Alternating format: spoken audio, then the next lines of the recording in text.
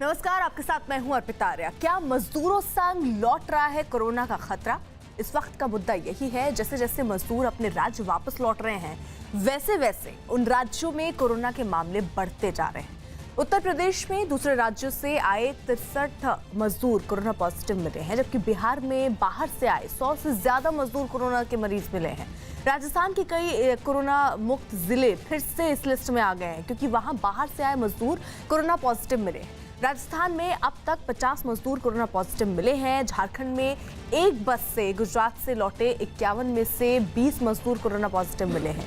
यही हाल उड़ीसा का भी है, वहां 49 मजदूर कोरोना पॉजिटिव मिले हैं। उड़ीसा के गंजम जिले में सूरत से लौटे 42 मजदूर कोरोना के मरीज हैं। लॉकडाउन के दौरान एक तरफ जहां देश के अलग अलग शहरों में काम कर रहे मजदूरों को उनके घर भेजने को लेकर राजनीति तेज है, तो वहीं दूसरी तरफ अब ये मजदूर देश में कोरोना के नए कैरियर बनते जा रहे हैं। इन 6 तस्वीरों में देख सकते हैं आप कि कैसे ये मजदूर अपने घर पहुंच रहे हैं, लेकिन साथ ही इनमें से कई कोरोना पॉजिटिव भी निकल रहे हैं, यानी अपने साथ कोरोना भी वो घर लेके जा रहे हैं, जो अब चिंता का सबब बनता जा रहा है।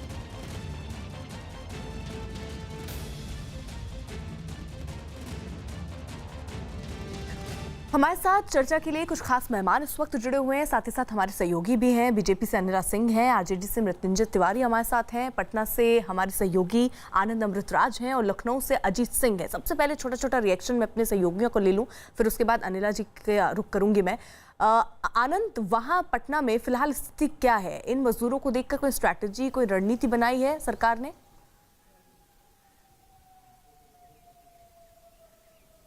देखिए, स्ट्रेटजी बनाई जा रही है। स्वास्थ्य विभाग भी बेहद चिंतित है, मुख्यमंत्री भी बेहद चिंतित हैं, क्योंकि कल मैं आपको बता दूं अर्पिता कि कल 49 मरीज मिले कोरोना के, जिसमें 44 वैसे मरीज मिले जो बिहार के बाहर से बिहार में लौटे हैं। तो ये चिंता की बात है, क्योंकि उनका स्क्रीनिंग कराया गया था। स्क्रीनिंग में पता नहीं चल पाया, लेकिन जब उनका सैंपल लिया गया क्वारंटीन सेंटर में जहां उन्हें रखा गया था, उसके बाद जो रिपोर्ट आया उसमें पॉजिटिव आया। तो निश्चित तौर पर बेहद चिंता की बात है, क्योंकि बड़ी संख्या में बिहार में मजदूर आ रहे हैं, उनके आने की संख्या लगातार बढ़ती जा रही है। आज भी ट्रेन आने वाला है।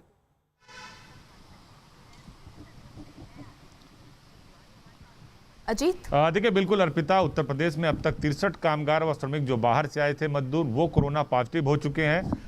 देखिए बिल्कुल जो सरकार तैयारी कर रही है, और थोड़ी देर पहले जो वित्त मंत्री हैं सुरेश खन्ना, उन्होंने बातचीत की हमसे, उन्होंने साफ तौर पर बताया कि चुनौती है, लिहाजा अब जो श्रमिक और मजदूर आ रहे हैं उन्हें पहले क्वारंटीन सेंटर लाया जा रहा है, उनका चिकित्सीय परीक्षण कराया जा रहा है, क्योंकि ये संख्या ज़्यादा बढ़ सकती है। महाराष्ट्र से आए ज़्यादातर जो मजदूर हैं, चाहे बरेली हो, चाहे बस्ती हो, चाहे बहराइच, बस्ती और बहराइच ये 2 जिले हैं जहां ज्यादा संख्या में मजदूर कोरोना पॉजिटिव मिले हैं। बहराइच में 20 और बस्ती में 18। पूरे उत्तर प्रदेश में 60 से अधिक जो मरीज मिले हैं, उनको लेकर सरकार ये तैयारी कर रही है कि अब हर मजदूर को क्वारंटीन सेंटर ले जाया जाएगा और परीक्षण कराया जाएगा। अर्पिता, अजीत, मैं आऊंगी आपके पास। अनिला सिंह का रुख कर लेती हूँ, बीजेपी से वो हमारे साथ हैं। अनिला सिंह जी, स्थिति फिलहाल, यानी बहुत अच्छा फैसला था कि जो मजदूर हैं उनको उनके घर वापसी के लिए प्रबंध कराया जाए, उनको भेजा जाए, लेकिन इसी के साथ साथ एक और चुनौती, एक और दिक्कत, एक समस्या यहाँ ये खड़ी हो गई है कि ये जो लोग हैं, इनमें से जो कोरोना पॉजिटिव निकल रहे हैं, एक कैरियर के तौर पर ये नजर आ रहे हैं, और जगहों पर जा रहे हैं वहां भी कोरोना का खतरा पैदा हो रहा है। ऐसे में क्या स्ट्रैटेजी, क्या रणनीति सरकार की तरफ से? देखिए, इसमें कोई दो राय नहीं है कि पिछले कुछ दिनों में तकरीबन 130 से 140 लाख मजदूर जो हैं हमारे उत्तर प्रदेश में वापस आए हैं, और तकरीबन 114 जो श्रमिक एक्सप्रेस चल रही हैं उसके माध्यम से आए हैं। और हाँ, इसको भी हम नहीं झुटला सकते हैं कि तकरीबन 100 ऐसे मजदूर हैं जो कि कोरोना पॉजिटिव निकले हैं। पर यह है कि जो सरकारें हैं, चाहे उत्तर प्रदेश की सरकार हो, चाहे राजस्थान की हो, चाहे बिहार की हो, कोई भी राज्य सरकारें जो हैं, जब मजदूर आ रहे हैं उनके प्रदेश में, तो उनकी जांच भी हो रही है, उनको क्वारंटाइन में भी रखा जा रहा है। ये चिंता का विषय है कि बाहर के प्रदेशों से जब आ रहे हैं मजदूर, तो ये कुछ मजदूर जो है कोरोना पॉजिटिव है, पर इसकी वजह से हम उनको रोक तो नहीं सकते हैं। हम उनको क्वारंटाइन में रखते हैं, उनको ऑब्जर्व करते हैं, जिसको इलाज की जरूरत है उसका इलाज कराते हैं। तो सरकारें जो हैं वो पूरी तरीके से तैयार है। उत्तर प्रदेश की जो सरकार है, मुख्यमंत्री योगी आदित्यनाथ जी अपनी पूरी टीम के साथ पूरा चुस्त दुरुस्त तरीके से सारी तैयारी में है, और उसी तैयारी के साथ जो मजदूर आते हैं जो कोरोना पॉजिटिव पाए जाते हैं, उनका भी इलाज भी होता है और उनको क्वारंटाइन में भी रखा है। ठीक है मृत्युंजय जी, मैं आ रही हूँ, जरा छोटा सा रिएक्शन मैं अजीत से लेना चाहूंगी। अजीत, क्योंकि उत्तर प्रदेश के ग्राउंड में आप वहाँ पल पल की रिपोर्ट आप पहुंचाते रहते हैं, लेकिन अभी फिलहाल वहाँ वस्तु स्थिति क्या आपको दिख रही है? कितने क्वारंटीन सेंटर हैं? क्वारंटीन सेंटर में जो ये मजदूर पहुंच रहे हैं उनको वहाँ रखा जा रहा है, इनकी जांच हो पा रही है, इनका इलाज प्रॉपर हो पा रहा है? अजीत,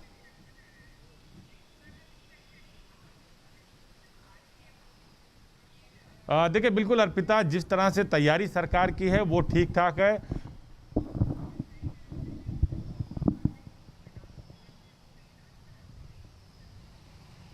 अजीत, आवाज पहुंच रही है आप तक?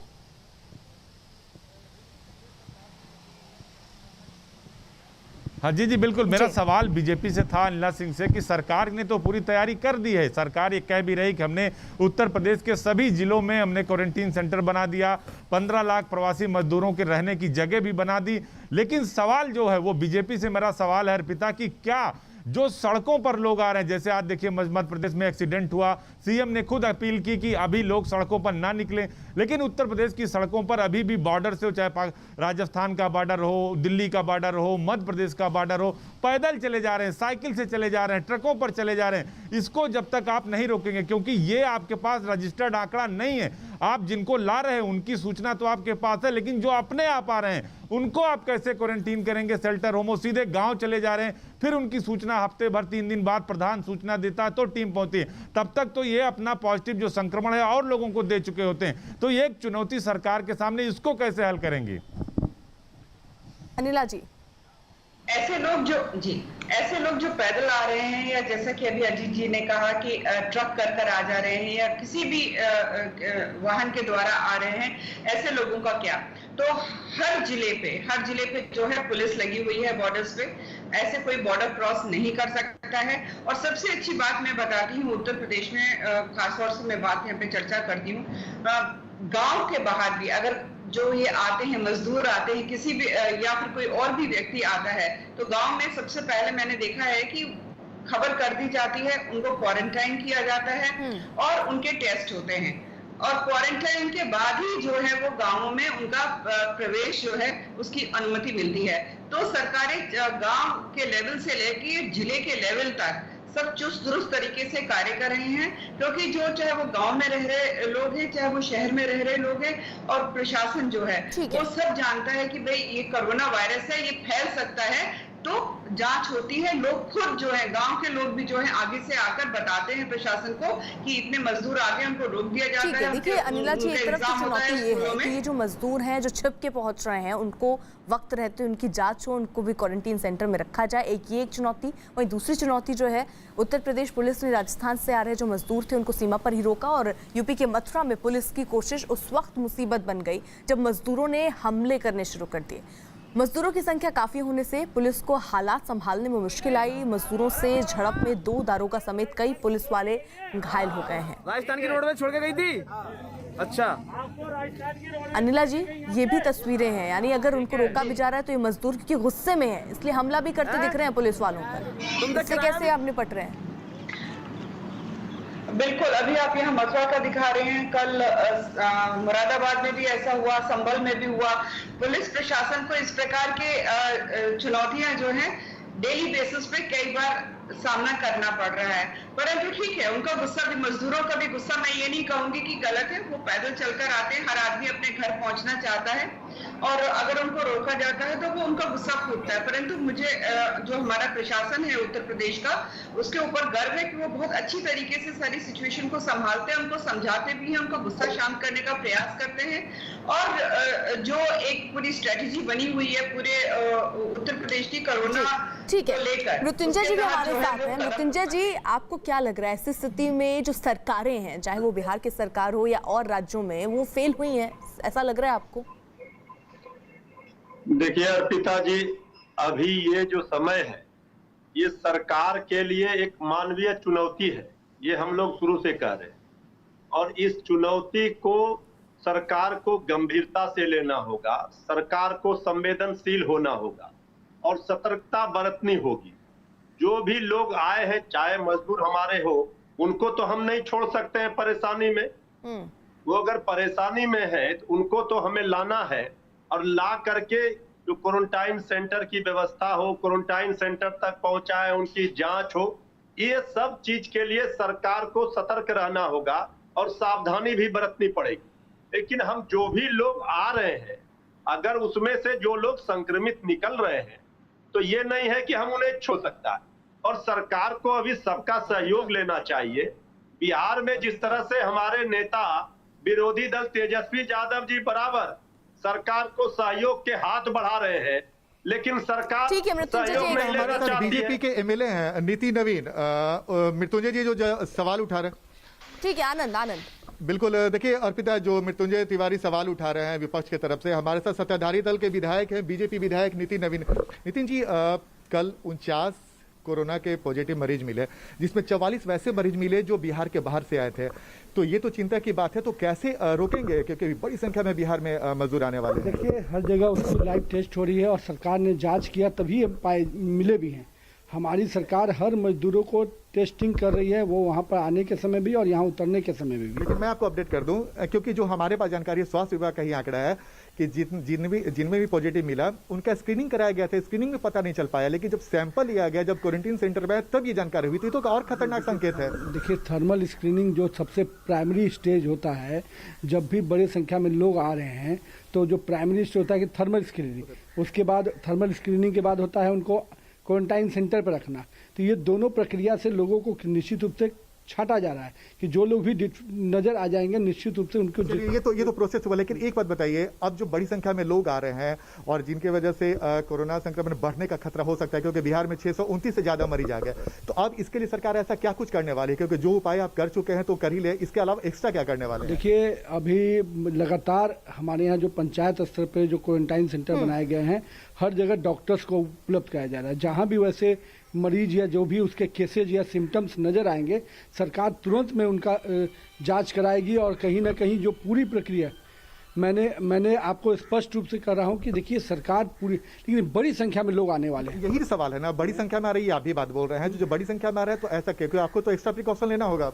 नहीं तो अभी आज सरकार ने जो पंचायत स्तर पे चीजें बनाया और पंचायत के साथ साथ वहाँ पे स्क्रीनिंग का विषय, वहाँ 14 दिन का क्वारंटाइन का विषय, ये सारी चीजें हैं कहीं ना कहीं लोगों को। मृत्युंजय जी, जिस तरीके से यहाँ पर ये कह रहे हैं, आप उससे सहमत हैं? 10 सेकेंड में।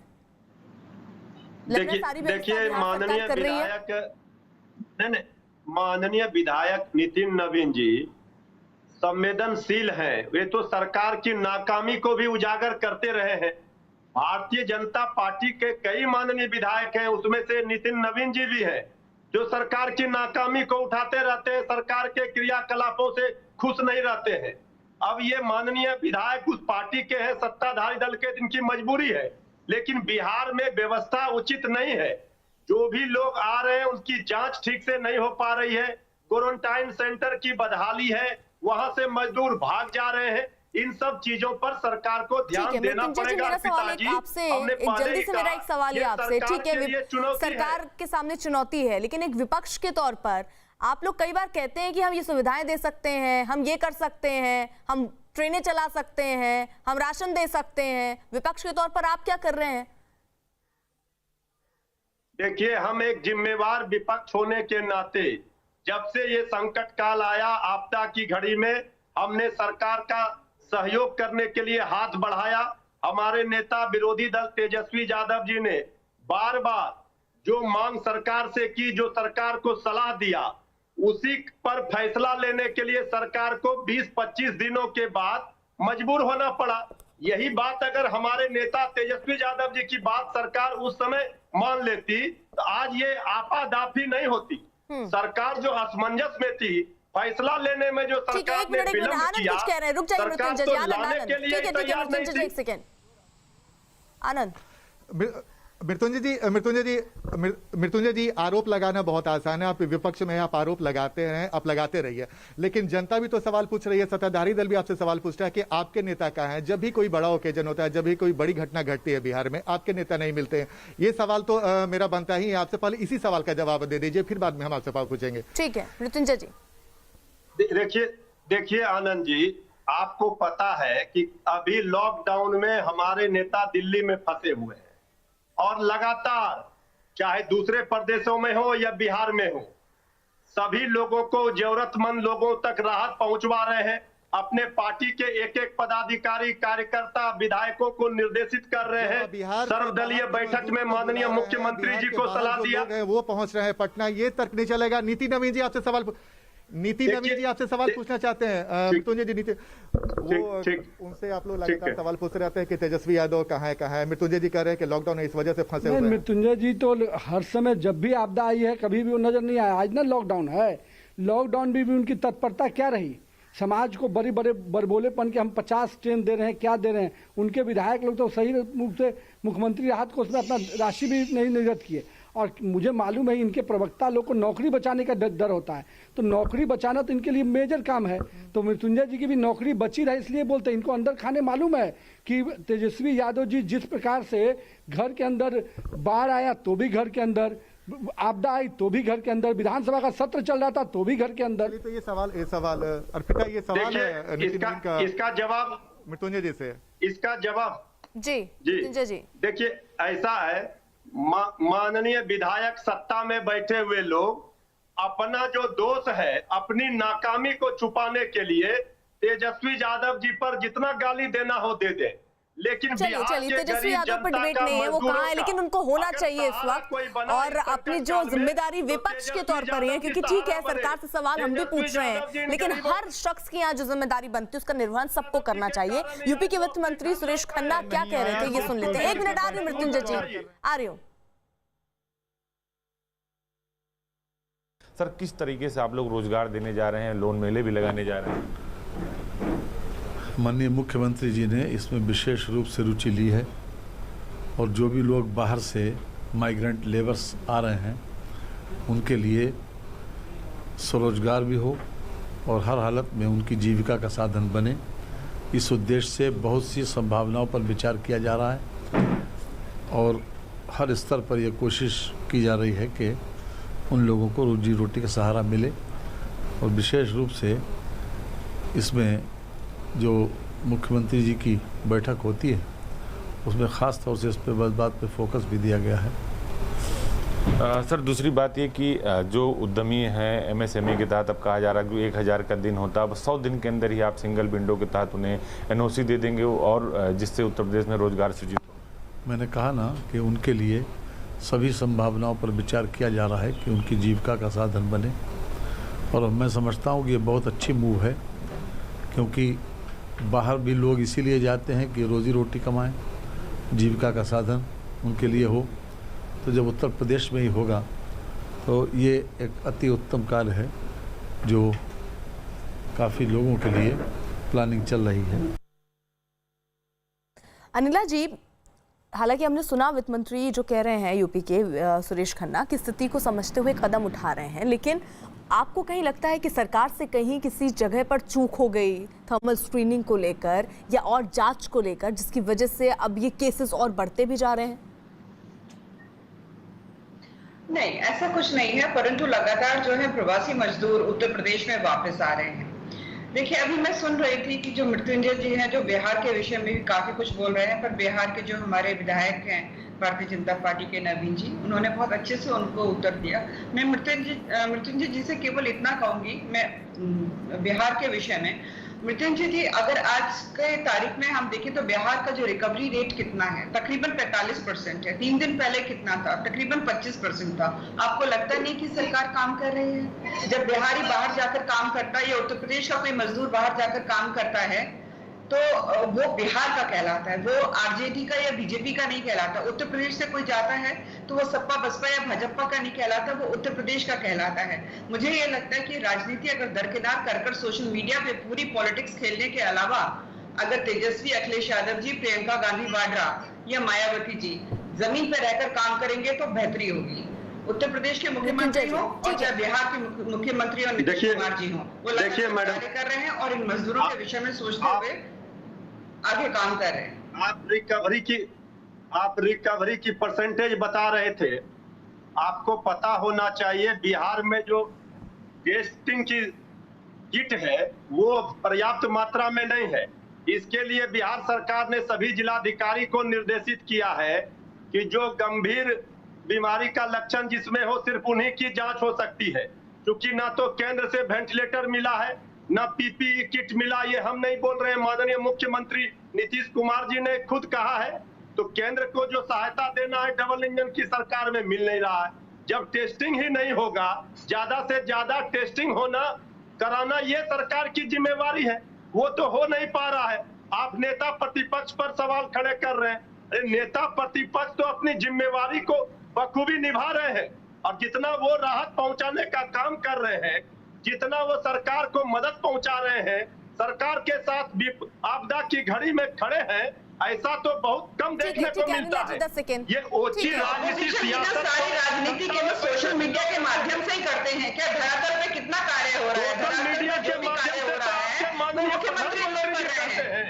आप मुझे ये बता दें किस प्रदेश में जो है प्रधानमंत्री जी चाहिए या जितनी टेस्टिंग फैसिलिटी चाहिए, आप मुझे ये बता दें किस प्रदेश में सबसे ज्यादा है?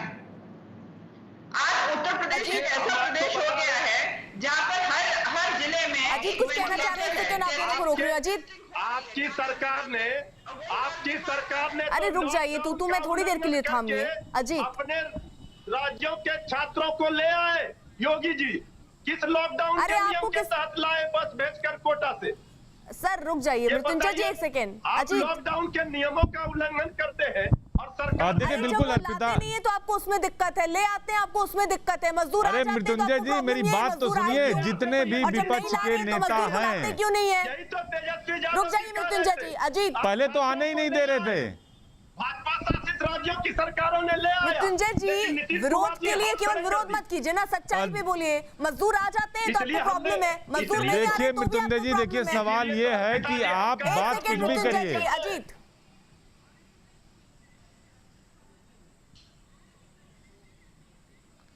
देखिए बिल्कुल अर्पिता, जो बात मृत्युंजय कह रहे हैं या अनिला जी कह रहे हैं, देखिए दो बातें साफ है कि ये सियासी लड़ाई नहीं बल्कि मानवीय लड़ाई है। जब मजदूर नहीं आते हैं तो अलग अलग आरोप लगता है, जब मजदूर आते हैं तो दूसरे तरह का आरोप लगता है। जितने विपक्ष के बड़े नेता हैं, वो चाहे बिहार की बात करें चाहे उत्तर प्रदेश की, आप यहां भी देखिए समाजवादी पार्टी, बहुजन समाज पार्टी, कोई बाहर नहीं निकलता, सिर्फ ट्वीट करता है और प्रेस रिलीज जारी करता है। अगर आप बाहर जाएंगे तो असल समस्या समझ पाएंगे। तो ट्विटर से या प्रेस रिलीज से काम चलने वाला नहीं है। इस वक्त आपको साथ खड़े रहने की बात करनी पड़ेगी। करते हैं, ये भी बहुत महत्वपूर्ण काम है जो सारी पार्टियां कर रही हैं।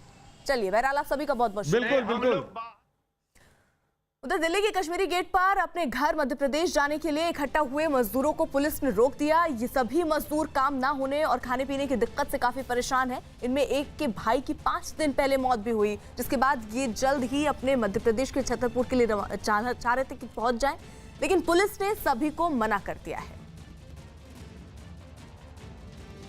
देश भर से मजदूरों का पलायन थम नहीं रहा है। इस वक्त हम दिल्ली के आईएसबीटी पर मौजूद हैं, जहां हमें मजदूरों का एक दल यहां पर बैठा हुआ नज़र आ रहा है। आप तस्वीरों में देख सकते हैं, ये हमारे सामने से गुजर रहा था, लेकिन यहां पुलिस की गाड़ी है, पुलिस ने इनको यहां पर फिलहाल बैठा दिया है। सोशल डिस्टेंसिंग के तहत ये लोग यहां पर बैठे हैं। इनसे बात करते हैं, ये कहाँ से आए हैं, कहाँ जा रहे हैं।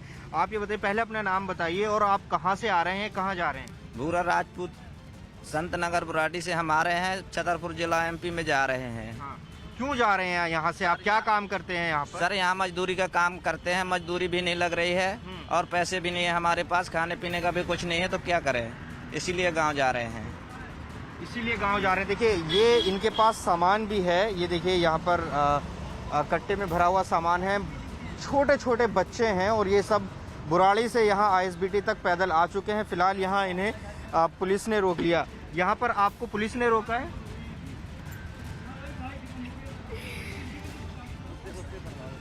आप बताइए, आप कहाँ जा रहे हैं? आप हम जा रहे हैं छतरपुर जिला। छतरपुर, यहाँ किस लिए रुक गए आप? चल रहे पुलिस वाले रोक दिया, हम वहाँ से आ गए संत नगर से। यहाँ जा रहे तो पुलिस वाले क्या बोले? पुलिस बोल रहे वापस जहाँ से आए हो जहाँ वापस जाओ। वापस जाओ? वापस जाओ। तो वापस जाएंगे? आप घर क्यों जाना चाहते हैं? घर जाने चाहते साहब, छोटे छोटे बच्चे घर में भी छोड़ा, यहाँ खाने पीने का कुछ नहीं है, ना कुछ मिल रहा, तो क्या करें, काम भी नहीं लग रहा है। 1.5 महीने से बैठे बैठे क्या करेंगे, मजबूरी के लिए आए, हमारे भी घर में बाल बच्चे छोड़ा है। यहाँ आप भी काम करने के लिए आए थे या? काम करने के लिए आए थे, यहाँ काम लगा नहीं है। अब 1.5 महीने से लॉकडाउन में बैठे पड़े हैं, अब खाना नहीं मिल रहा है, क्या खाएंगे, अब राशन पानी नहीं है। हैं लॉकडाउन के वक्त से यहाँ फंसे हुए थे, कैसे गुजरे ये दिन, कितना मुश्किल था? हमें हो गए 2-2.5 महीना। हाँ, बाद 10-15 दिन काम किया, बाद 2 महीने से बैठे 1.5 महीना बैठे हो गए, बैठे से लॉकडाउन। आप इतनी दूर पैदल कैसे जाएंगे ये बताइए, बच्चे भी हैं, महिलाएं हैं। कैसे जाएंगे जब घर में इतनी वो है तो जाना तो पड़ेगा। कितने दिन यहाँ बंद रहेंगे, काम भी नहीं लग रहा तो क्या करेंगे।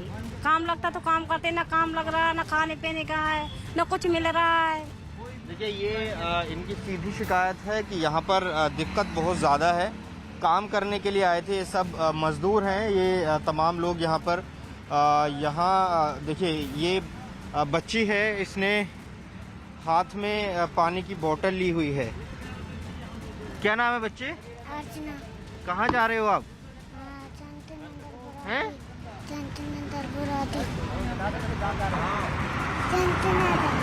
देखिए ये बहुत ज़्यादा बोल नहीं पा रही, छोटे बच्चे हैं। यहाँ पर आप देखिए मुझे यहाँ पर 3-4 बच्चे इस ग्रुप में नज़र आ रहे हैं।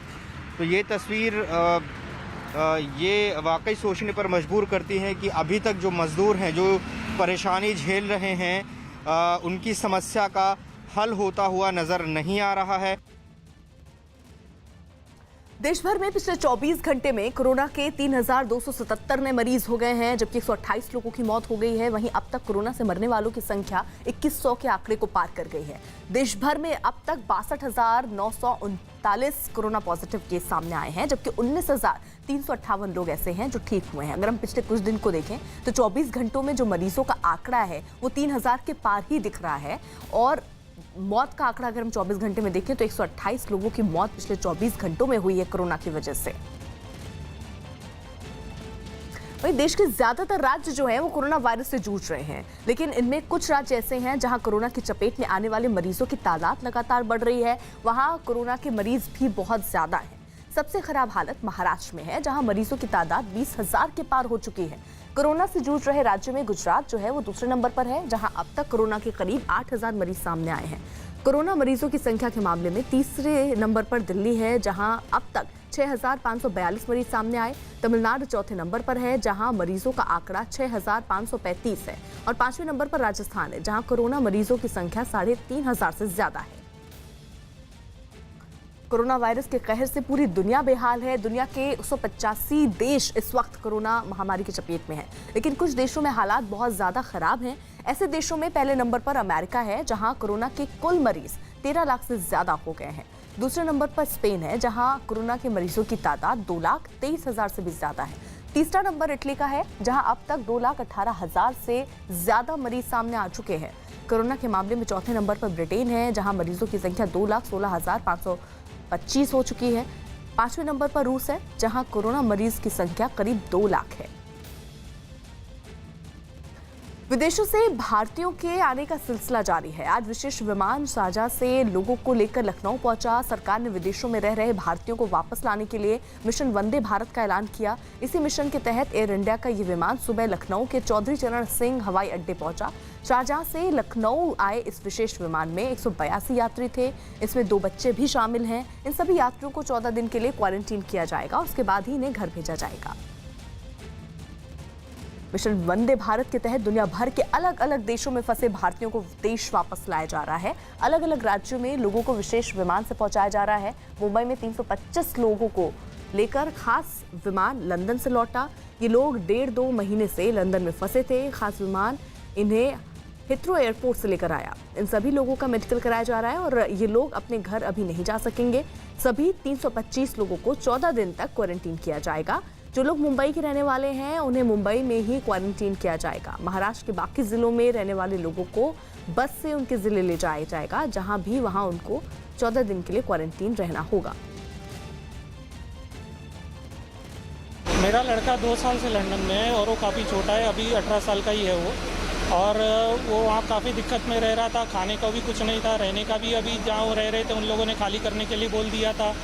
तो काफ़ी हाई कमीशन को हम लोग 15 दिन से ट्वीट कर रहे, सब कर रहे, तब जाके उसको ये पहला लंदन मुंबई के फ़्लाइट में जगह मिला है आने के लिए।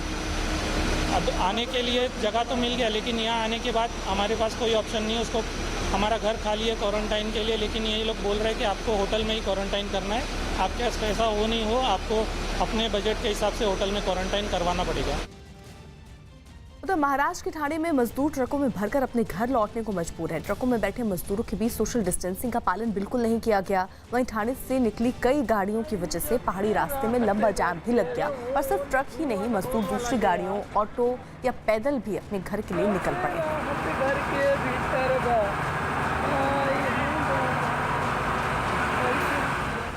द ग्रेटर नोएडा से पैदल या साइकिल से घर के लिए निकले मजदूरों को पुलिस ने पकड़ लिया। ऐसे करीब 5 दर्जन मजदूरों को पुलिस ने चेकअप करवाया, उन्हें शेल्टर होम भेज दिया। ये सभी मजदूर हरियाणा से आए थे और फर्रुखाबाद की तरफ बढ़ रहे थे।